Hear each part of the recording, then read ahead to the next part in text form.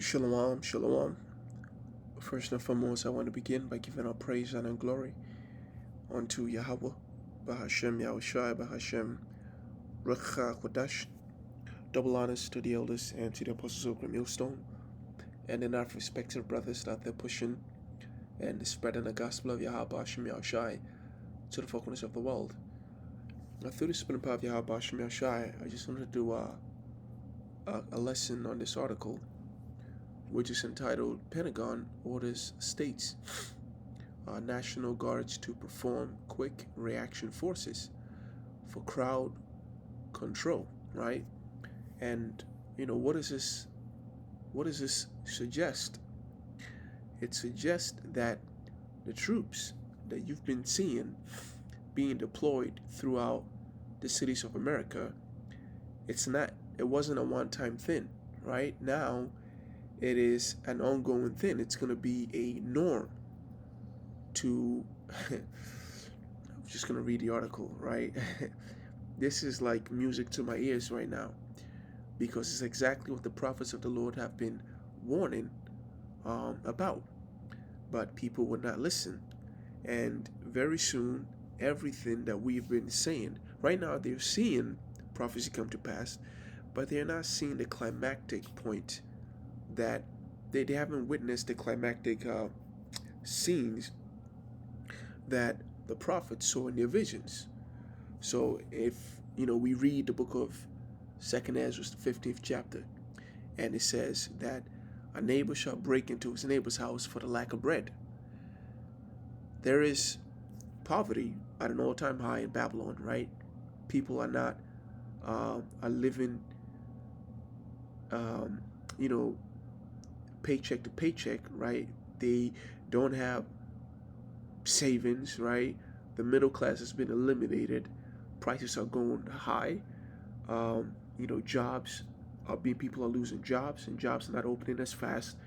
You got government assistance being cut off, not being able to, sustain the citizens, and so on and so forth, right? And these all, the lack of bread, but it's not to the point where people are so desperate that they have to kill someone else. But nevertheless, that is prophecy, right? When America falls, these are all the signs that the prophets spoke of. And people are still blind. And the scripture says that even when these scourges shall come upon them and it, destroys them, they still won't repent, right? So I'm just going to read the article. Brothers, I'm pretty confident the brothers already know what's going on in the book of 2nd Ezra, the 15th chapter, but I'm still going to, read a little bit here and there, and Lord willing, this be edifying. So it says, a top U.S. military official has ordered the National Guards of all 50 U.S. states, the District of Columbia, and the United States territories to form quick reaction forces, trained in riot control, including use of batons, body shields, tasers, pepper sprays, according to an international Pentagon directive reviewed by The Guardian. Eventually, they're going to start adding automatic weapons to it, just as they're already using. This is the memo signed on 8th October by Major General Ronald Burkett, the Director of Operations for the Pentagon's National Guard Bureau. Sets threshold for the size of the quick reaction force to be trained in each state, with most states required to train 500 National Guard members for a total of 23,500 troops nationwide. As authority, Burkett cited Donald Trump's August executive order that deployed the Guard to fight crimes in Washington, D.C. The same order required the Secretary of Defense to create a standing National Guard Quick Reaction Force available for a rapid nationwide deployment in quelling civil disturbances. It won't be soon. They will start having build, detention centers for people that are, arrested by these National Guard members. And they're going to say, oh, well, this is just temporary, just a place to put people for rioting and so on and so forth. And then it becomes a place where you can't leave, right? The job would just keep escalating and keep getting worse and worse and worse. Just like how you see the effort that all these Babylonian leaders, these Babylonian kings have taken to establish world peace, to make America the dominant superpower upon the earth, in peace. What keeps happening? You see the world keep escalating to a point where they keep having to go to war. They keep getting engaged in combat outside, American soil. Trump is over here trying to make peace with Russia, and then he ends up, ordering nuclear weapon testing to be made because of Russia. You see how the Lord is playing around with these heathens.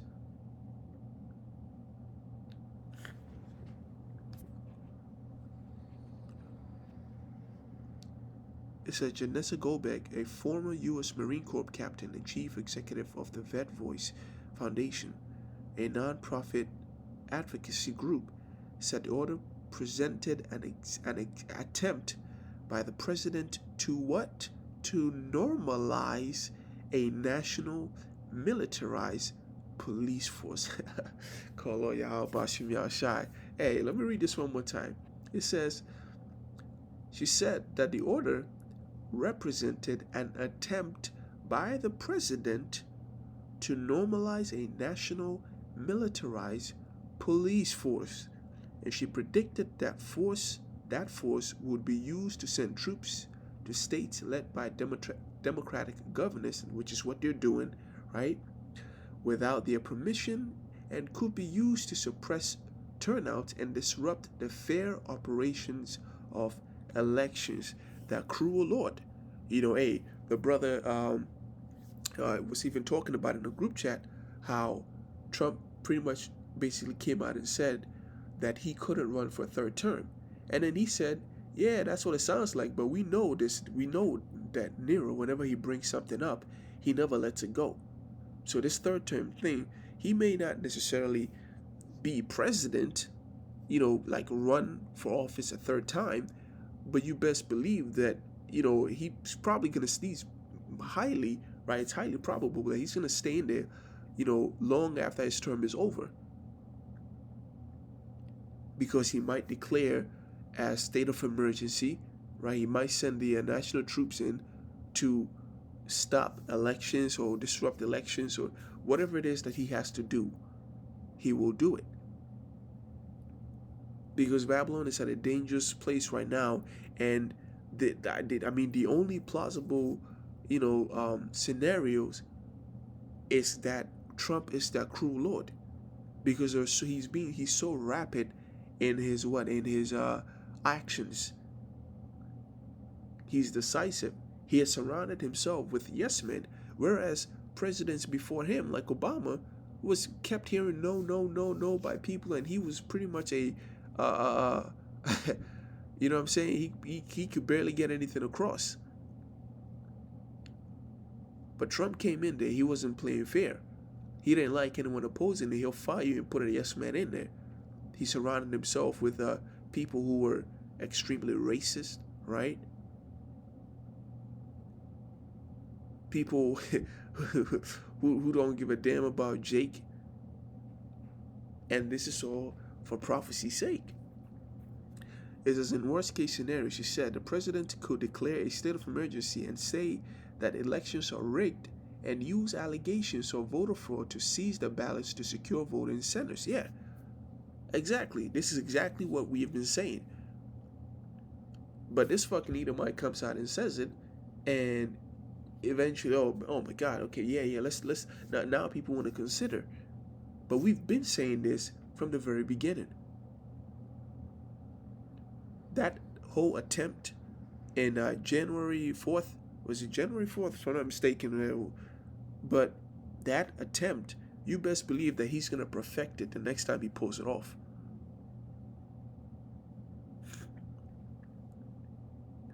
It says the Pentagon did not respond to repeated request for comment, a spokesperson for the National Guard Bureau declined to comment on concerns that Trump is seeking to normalize a national militarized police force or could potentially use the force to seize ballot boxes.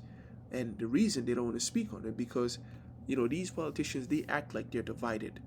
I'm talking about the ones who are actually in positions of power. They act like they're divided, but really they're not divided.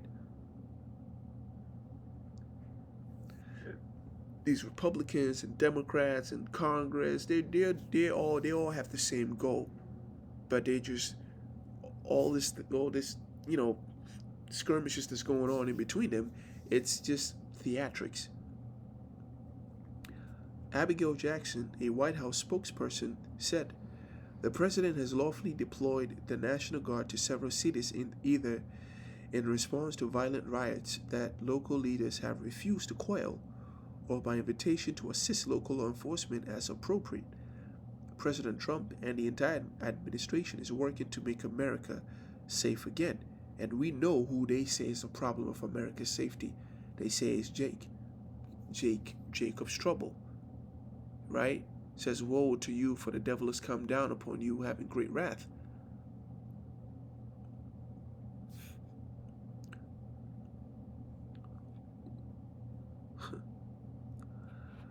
She added it. Matter of fact, let me just. The point here is made already. All right, so let me just.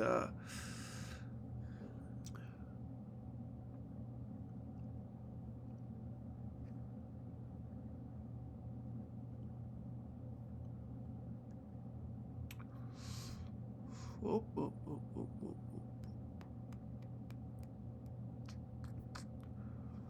Let's go up a little bit.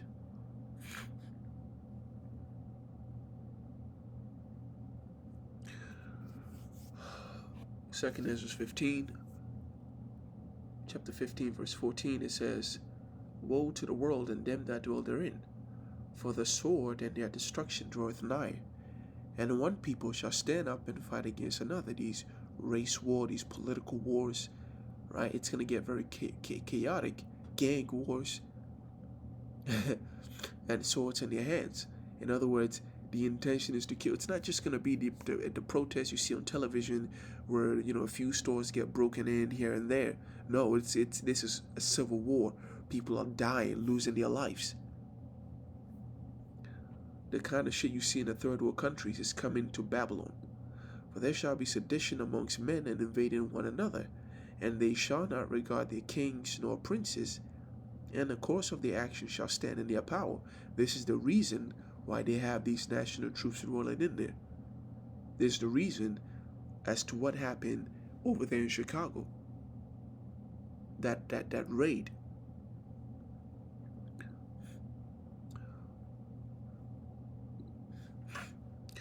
And it says, "A man shall desire to go into a city and shall not be able." So it may be that, the civilians are going wild, but it may also be that the troops are brought in there to quell the violence. And so either way, a man shall desire to go into a city and shall not be able to, because the city shall be cut off.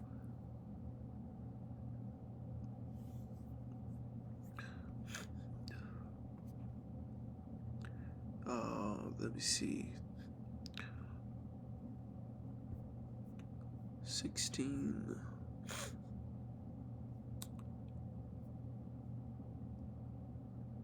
Oh.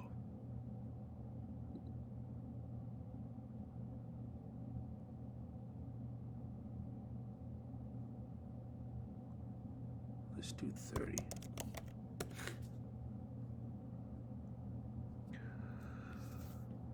"The word that came to Jeremiah from the Lord Yahweh, saying," this is Jeremiah chapter 30, verse 2, "Thus speaketh the Lord Yahweh God of Israel, saying, Write thee all the words that I speak unto thee in a book. For lo, the days come, saith the Lord Yahweh, that I will bring again the captivity of my people Israel and Judah, saith the Lord Yahweh." Meaning we are in the end times, right? It happens in the end times, because in the last days, the Lord is working to what? To bring us to reverse our captivity, "and will cause them to return to the land that I gave to their fathers, and they shall possess it. And these are the words that the Lord Yahweh spake concerning Israel and concerning Judah, so the whole tribe together. For thus saith the Lord Yahweh, we have heard a voice of trembling, of fear, and of violence. Ask ye now and see whether a man doth travail with child. Wherefore do I see every man with his hand on his loins, as a woman in travail, and all faces are turned into paleness. Alas, for that day is great, so that none is like it. It is even a time of Jacob's trouble, but he shall be saved out of it, that he is the elect. Right? All right, you read the book of Zechariah, it tells you that time in the last days that the Lord was going to put Jake in a situation where 2/3 of them will die, will perish in Babylon. Well, how will they perish? They will perish in the time of Jacob's trouble. And that 1/3 shall be delivered. That is that he that shall be saved. And this is the event that is so, vivid in the book of 2nd Ezra, the 15th chapter, and in the 16th chapter, and in the 13th chapter,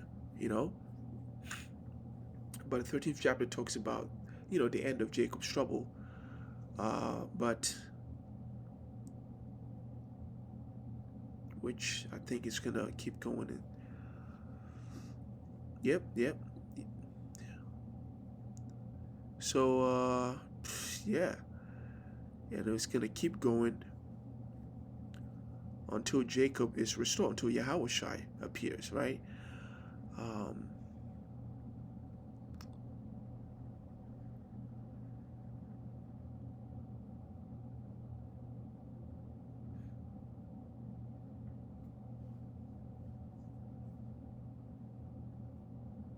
Yeah.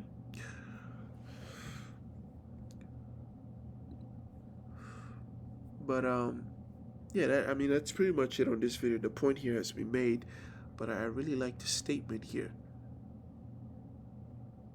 The statement here was that the president is trying to normalize a national militarized police force.